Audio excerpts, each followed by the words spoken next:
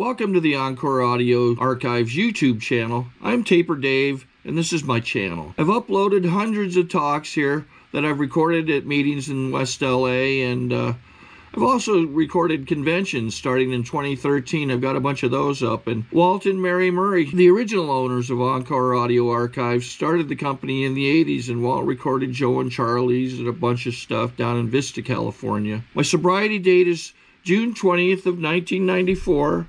I hope you find something you like, so please like and subscribe to my channel and comment down below. If you want to hear something that I don't have or that you don't see, I'll see that I get it. Anyways, take care and have a great day if you want to. All right, the moment we've all been waiting for. It is time to introduce our main speaker for tonight. Let's give him a round of applause.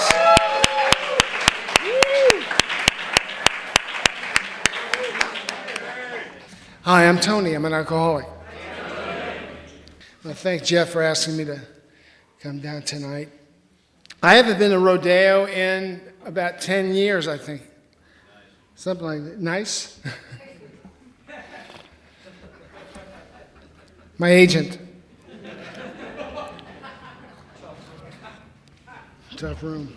They're all tough rooms. They were all really tough when I was high. Really tough. Let's see. If I stay sober in 20 years, I'll have 43 years of sobriety. And it's only Friday.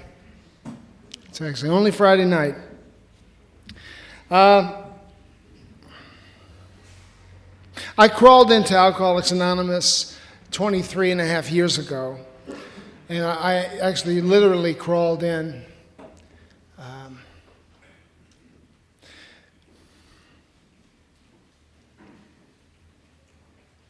I was at the very bottom of my emotional self. And I actually was talking to some people today about this. They asked me what my bottom was, and I said, my bottom was that I had lost my ability to relate to reality. I didn't want to leave my home.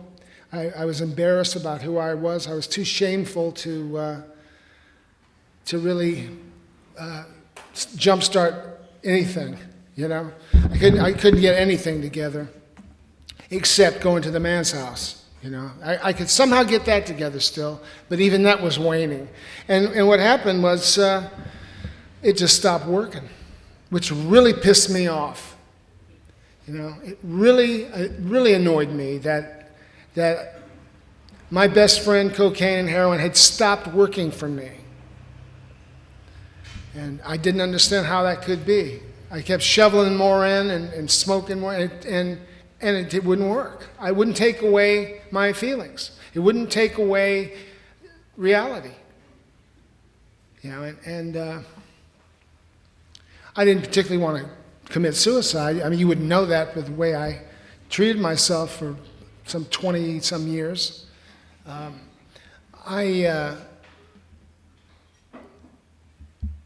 I destroyed some 7 cars, a couple of marriages, many relationships, some of my health. I feel though I hope to God that I stopped soon enough. I stopped when I was 32 years old. In a few days, I'll be 56 years old. So I've been sober half my life.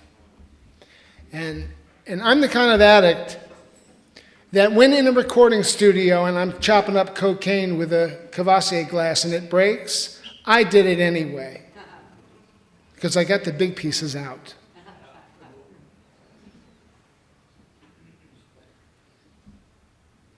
That's ridiculous. That is insanity, But you wouldn't have told me that when I was doing it,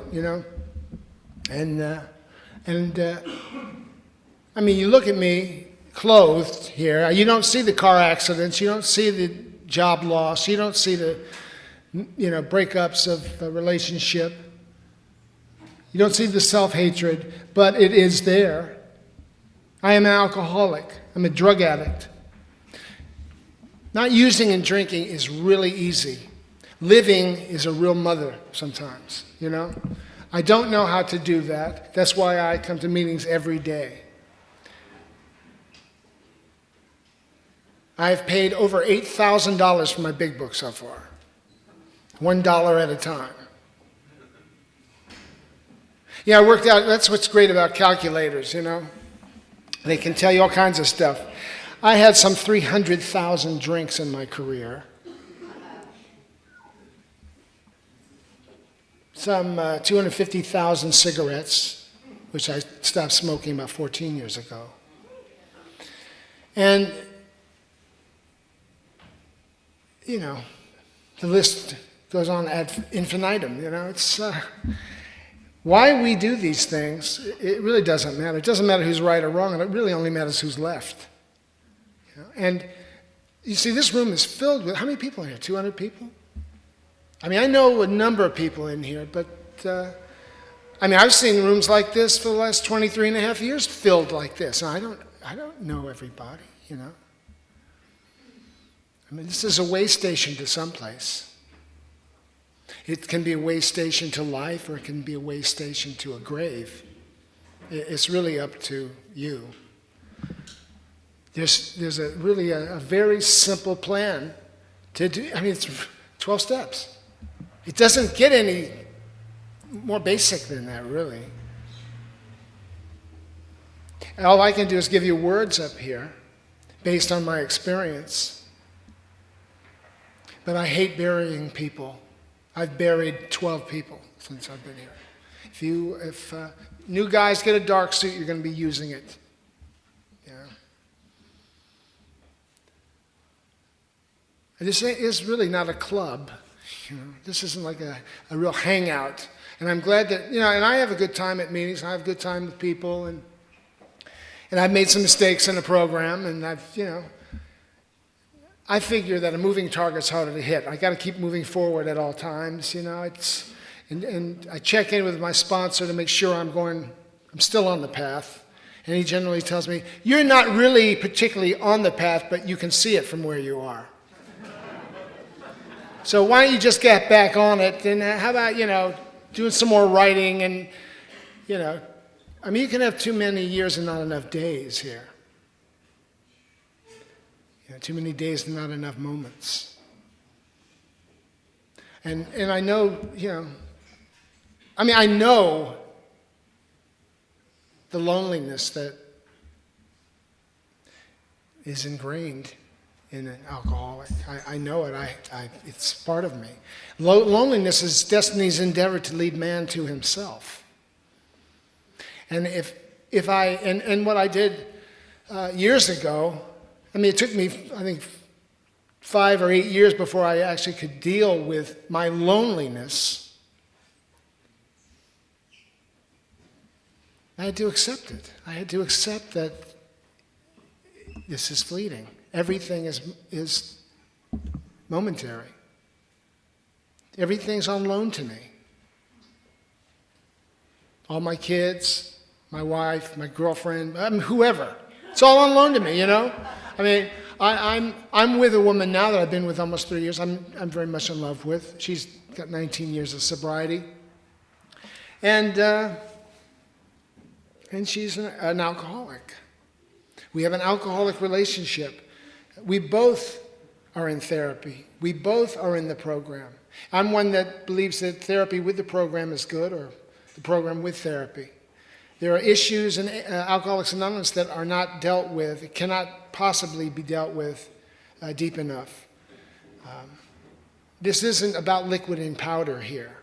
This is about our emotional selves, and it's about my perception, about me, about you, about the world. I mean, after 23 years, I'm just sort of really still waking up.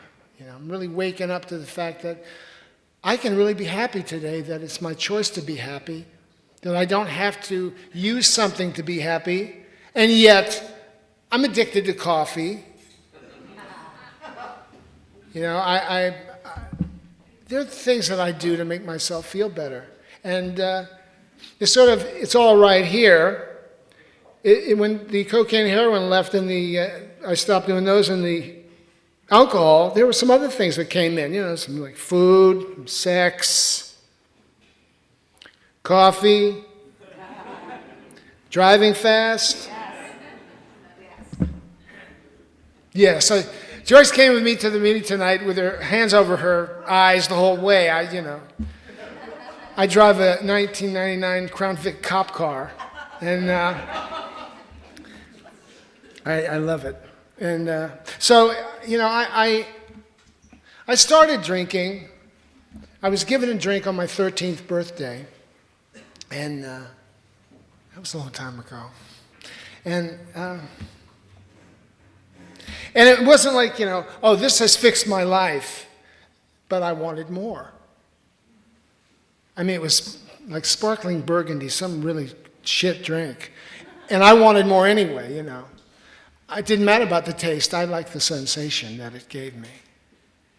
I liked the fact that it shut down something in me and let me be kind of cool where I was. I was at a restaurant in New York City with my parents at a function. There were some impressive people there, some names there that I was impressed with. I was a fan of some of these people, and yet, you know, all of a sudden after I had a couple of these drinks, I was like, hey, I'm not a kid. I'm not a kid anymore. Damn right I'm 13, you know, and that was really just but the beginning, you know. I didn't go out that evening and buy a bottle of Jack Daniels, and they didn't find me, you know, in the schoolyard drunk and the whole, you know, whatever, you know. But it did plant a seed that let the disease grow from, and it is progressive. The disease is progressive, as is recovery. I did start drinking within the next year on a regular basis. I was living in New York. My father is a famous comedian. He had a big TV show. I got entree to clubs all over New York. I mean, anywhere I wanted to go, I got into, which was really dangerous for me. Not only was I, you know, not of age, but I could work that, but I also wanted to drink, you know. And people let you drink if you want to. They'll let you do anything you want to. People let you drive 150 miles an hour on the freeway in a 2,500-pound vehicle if, you know, if they think you're somebody or you got something or there's any money in this, you know. You know how impressed people are with all that shit. You know, and I took advantage of that. I mean, I was a nice kid. I wasn't being, you know, sneaky. I just took advantage of it. I wanted what I wanted. I wanted to get high. I wanted to be with the adults. I wanted to stay out all night long, and I didn't want to go to school. I actually wanted to go on the road with a rock group.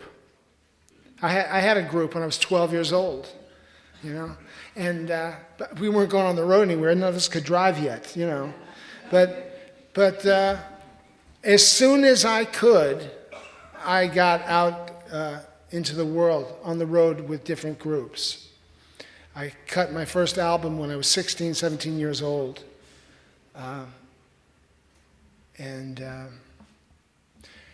My disease certainly took off. You know, I was exposed to as much as I wanted. And I'd go until I passed out. You know, I would make sure that I didn't pass out too quick, so I'd do so much cocaine that I couldn't pass out. It scared me to death. I couldn't go to sleep for 3 or 4 days, you know. But I was always balancing it out. I was always, you know, the chemist. See, if I do a little coke and I do a little heroin, I could drink some Jack Daniels, but I don't want to get too down, so I better do a little more blow. Better do some speed. You got a Quaalude? No, that's too down. I better come back up. I don't, you know. I was, you know, and I'd wake up in a bed with women I didn't know. You know, it was just, You know, some guys say, hey, what's wrong with that? Well, you know, when it's some guy's wife, there's something wrong with it, you know? There's something wrong with doing things that I didn't particularly feel good about. I felt shameful about, but I didn't stop doing those things. I didn't stop doing those things because I wanted what I wanted still. I wanted more drugs at your expense. I'd show up places and say, hey, I'm here to do your drugs. Let's go. Well, can we get a ticket to you? Sure you can. Let's get the drugs out. Come on, let's go. You know? And years later, I'd be on the road with different groups, and guys would come up to me and say, Tony, remember that time we were hanging out with, you know, it was about $1,500? I said, that's the price for admission, man. That's the price for admission. I mean, you know, I guess in some sense I was stealing. Yeah, but I made that okay in my mind. But it's not okay. I mean, there are amends to be made. I don't know these people. I'll probably never run into them again. But an amends that I make in that regard is like many of the amends that I make, certainly to the people that are dead, no longer living, that I got high with. I just don't repeat those actions. I am not the same guy in regard to my actions today. I'm absolutely the same man, but more has been added on to me. And in doing my fourth step for the first time, I actually saw that I could discard some things that weren't working for me. I could do inventory, as it says in the book. I took an inventory and saw what wasn't working. And why wasn't that working, even though drugs and alcohol told me it was working? All the lies that drugs and alcohol told me, they never came true. And yet everything has come true since I stopped doing them. Everything that they promised me never came true while I was active with it. And it all came true afterwards. I came to know a new freedom and a new happiness. I didn't regret the past, and I don't wish to shut the door on it. I have comprehended the word serenity, and I know truth. I know peace. And I try to know you on a daily basis. And in trying to know who you are, it introduces me to Tony.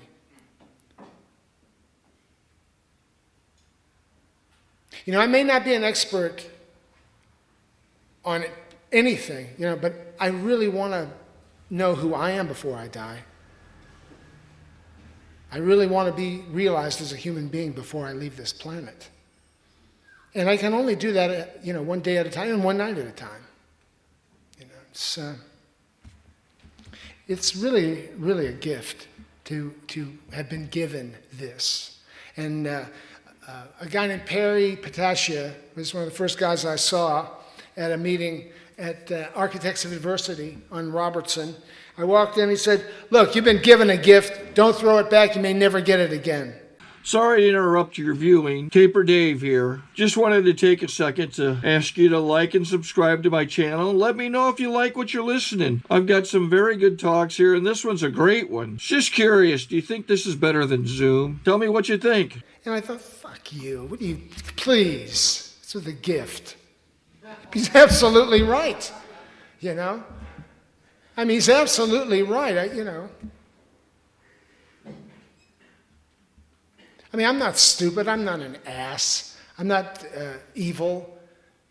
I try to act those things out, you know. But I'm not those things. What I am is I'm an alcoholic. I have alcoholism.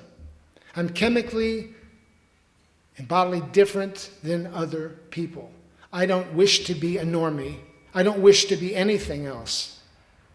I just wish to be able to live with me. And on a daily basis, I have been able to live with me for 23 and a half years and not have to fix it. You know? I've wanted to. I've wanted to use plenty. I've wanted to drink plenty of times, but I just don't. You know, I used to think, you know, when I came here, I thought, why me? Why do I have to do this? Why me? Why don't my friends have to do it? Why me? Why is it me? Why? And now I think, why me? Why did I get to stay here? What happened to those folks that died? I mean, why me? Why did I get this? I didn't do anything particularly different than they did. I worked the steps of the program. I was given the same benefits of peace that other people are given when they work the steps of the program. It's really, really a no-brainer for all you geniuses in the audience here. It's a real no-brainer. I mean, it's more simple than you can imagine. Doctor, it hurts when I do this. Well, don't do that. I mean, it's, in my inventory, my sponsor, who actually really, really, I feel really indebted to him, a real deep sense of gratitude to him. His name is Zachary. And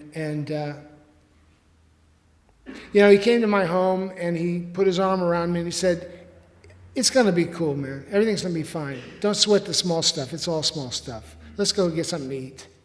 And I thought, Jesus, this guy's actually going to take me to get something to eat? Why would he want to do that? Why would he want to do that? Why would he want to be nice to me? What's he getting out of that? And it's taken me a lot of years really to understand it. How lost I was that I would, first of all, think in those terms. And secondly, that he got to stay sober because he was helping me. He got to stay in grace because he just helped another alcoholic that was having trouble, and which he's helped many alcoholics. And I've passed on what he gave me so freely in working the steps. I mean, you may have heard that you can't think yourself into right action. You can only act yourself into right thinking. It's absolutely true. If you're a musician here, play a different song while everybody else is playing the song and see how long it lasts, Play a different tune while they're playing something else. Run the other way in a marathon and see how long how soon you win. I mean, it's,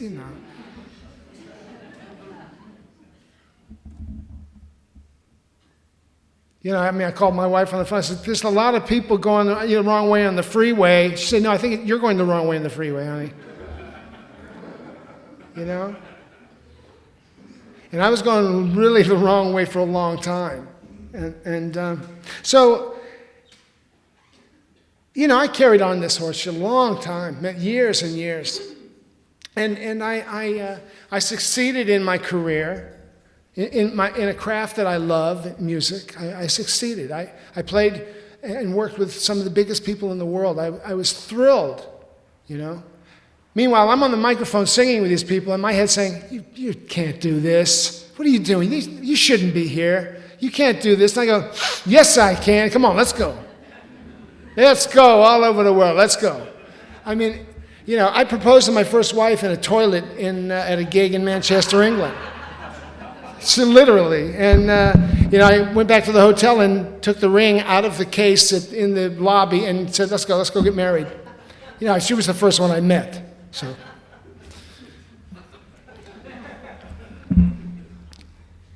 So I continued to use and drink through that marriage. And I had a recording studio in the basement of my home where I would go down and get high all day long and write and record and fool around and just be a person that wasn't really being his best, I don't regret those things that I did. I took everything I did to get me here tonight. Everything I've done in my life, it took to get me here right now. So it's all worth something if I look at it with sober eyes and I try to give it away to you. They finally found me dead in my car with a stick shift through my chest at the base of Laurel Canyon in 1979. My head was broken around 6 times. My left leg was almost torn off at the knee. All my ribs were broken. My teeth were smashed down my throat. I had braces. I was in a coma for about 3.5 weeks and in a wheelchair for a few weeks. I was at Cedars for a couple of months.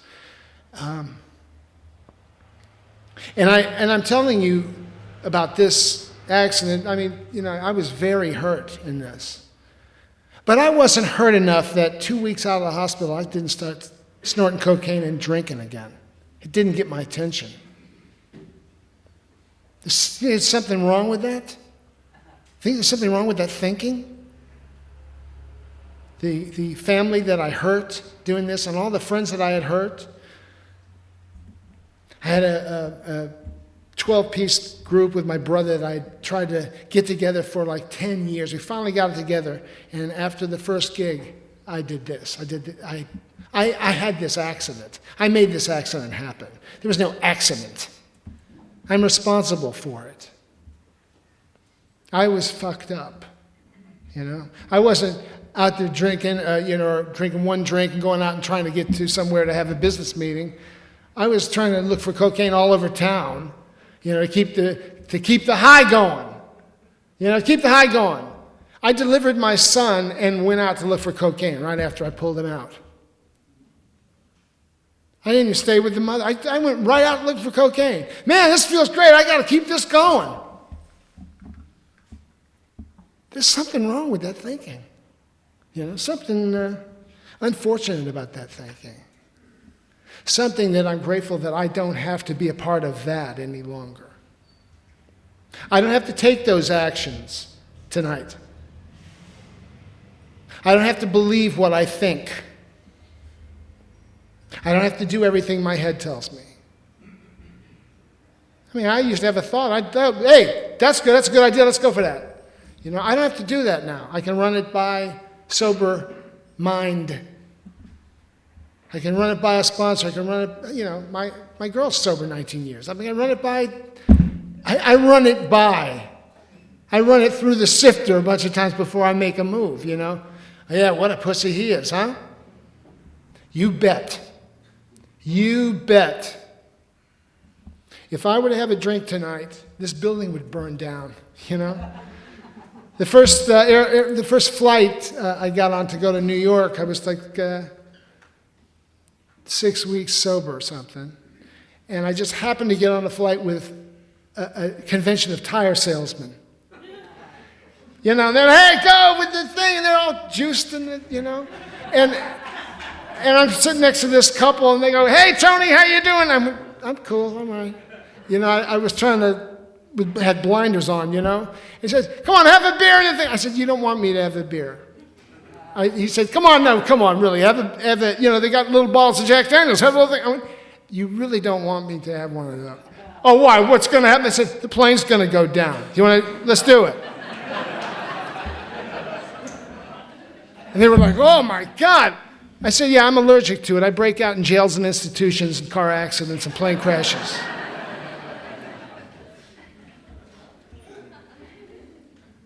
But I felt good that was my first flight. It was a tough one, but I didn't have to drink.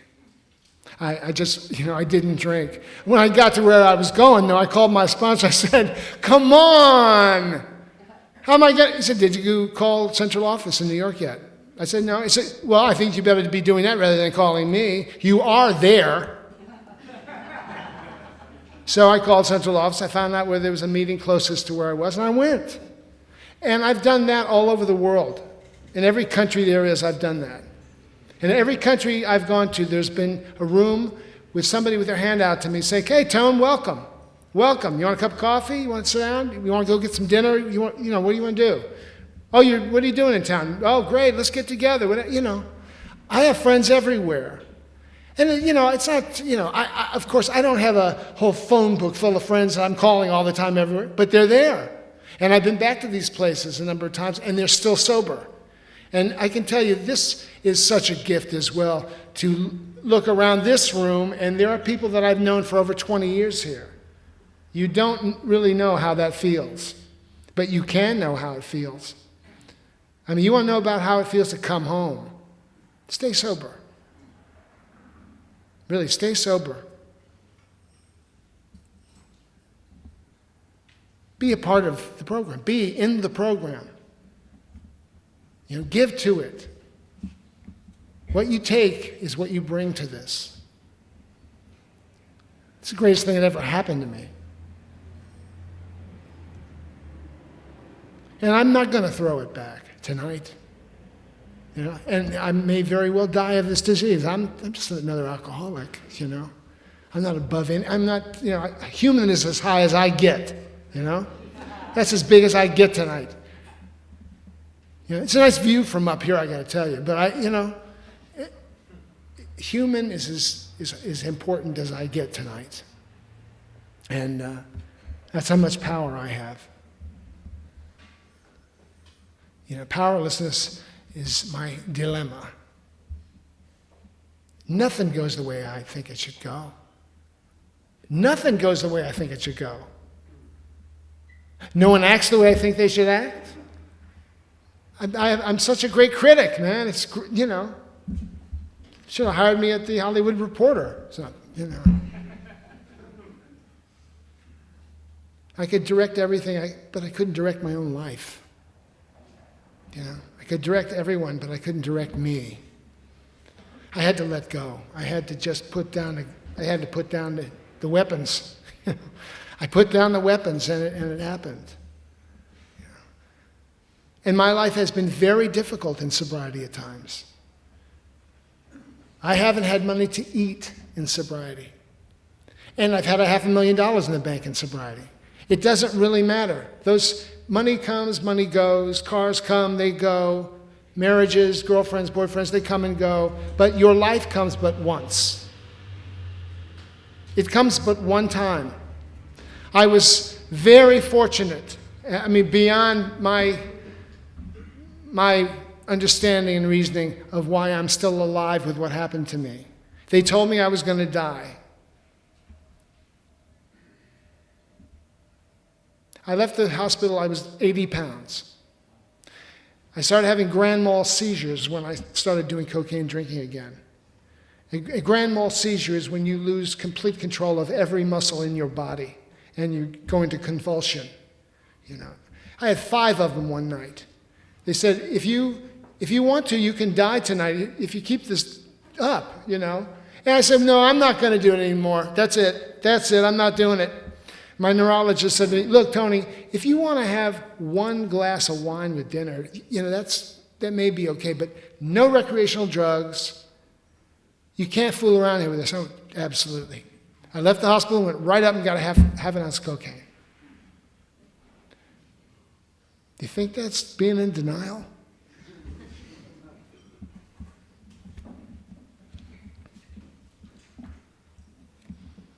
You know, the war's over if you're here. If you want it, it's over.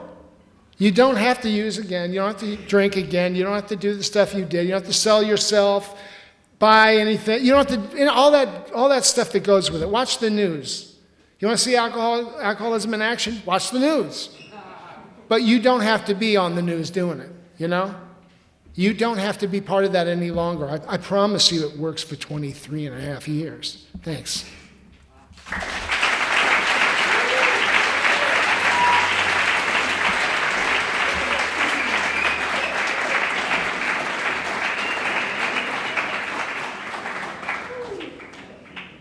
I think we got a great talk going on here. Thanks for watching the channel. Taper Dave here. Just curious, do you think this is better than Zoom? Okay, this is how I prepare my drone for launching. I like to do it inside the cab of my truck so I'm not standing outside in the weather. To install the joysticks for control, up and down, right and left, powered on. I have an Android phone that I use to connect it to the drone with. And it's actually controlled through the iPhone, through an app. Oops, wrong way. It's actually controlled through the iPhone, or through this Android phone, through the app. It's actually controlled through the Android phone, through an app, and you connect it through this short connection right here.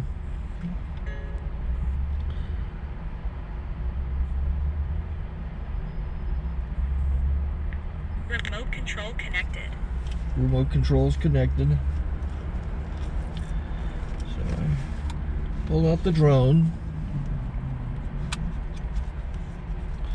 I have to extend the legs. Long legs extended first, then the short legs. Remove the gimbal protector. Set that aside, then power it on one short burst and one long burst. I lay it down. So I have to go to calibrate. So the drone's not connected yet. It shows you here as this drone gets disconnected, even though the remote's powered on. So the drone has to establish it's connected. So I go into the app to calibration mode. First I'll calibrate the remote controller. Start calibration. Out, in, out, in, up, down, and then this little wheel is to control the gimbal. So it's calibrated. Go to gimbal calibration, start calibration, and then it calibrates the gimbal. I don't know if that shows up. The gimbal's moving all over the place. Changes, you can see it on the video.